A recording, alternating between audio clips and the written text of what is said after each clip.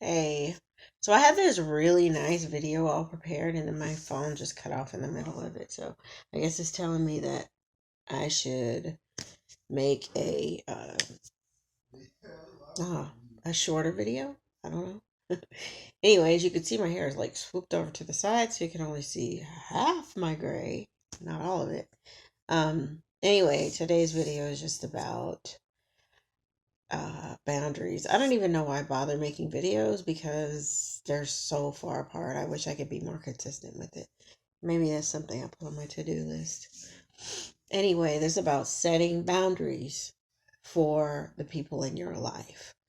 This is not necessarily talking about strangers. It's very easy for us to say no, at least most of us, for us to say no or to stop a person from doing something that we don't know. But when it comes to people we do know and we do love, it's a little bit harder for a lot of us to say enough. For example, if you tell somebody, well, if you take any more of my money without asking, then you have to leave my home. So the person takes 50 cents or a dollar. Well, that's still money, so you have to have things in place to follow through with your word. It's very important to follow through with your word when you're setting boundaries. Boundaries are good for your physical, emotional, spiritual health. It empowers you. It lets you feel like you're in control of your life, that someone's not running all over you or doing whatever they want to do, and you just have to sit here and take it. Um, you have control over your life. You are where it starts and ends with.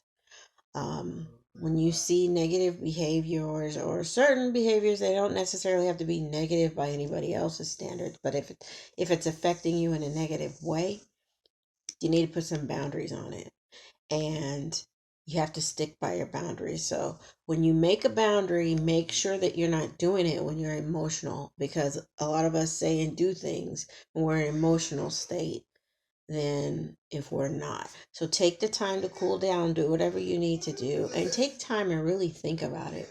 Think about, do I need a boundary? Why do I need a boundary? What is this boundary going to be? And what's it going to take to enforce this boundary?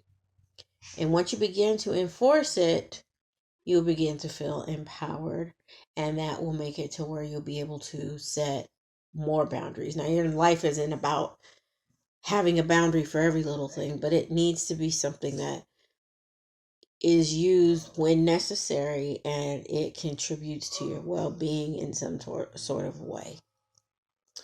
I say this because all of us probably going through something, some of us more serious than others. And I'm speaking especially to the people like myself that it's very hard to make boundaries for people.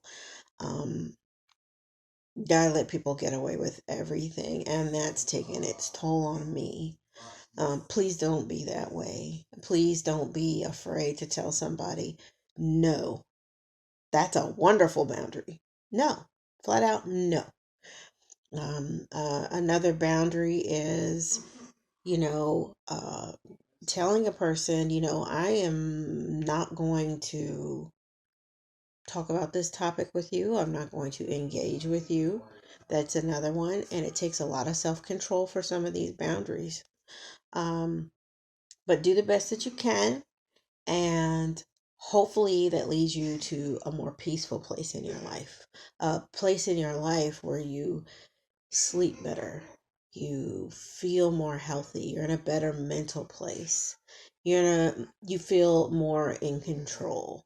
And if you're a spiritual person, um it does good for your spirit because it makes you feel like you're helping to weed out the things that are stopping you from being your best spiritual self.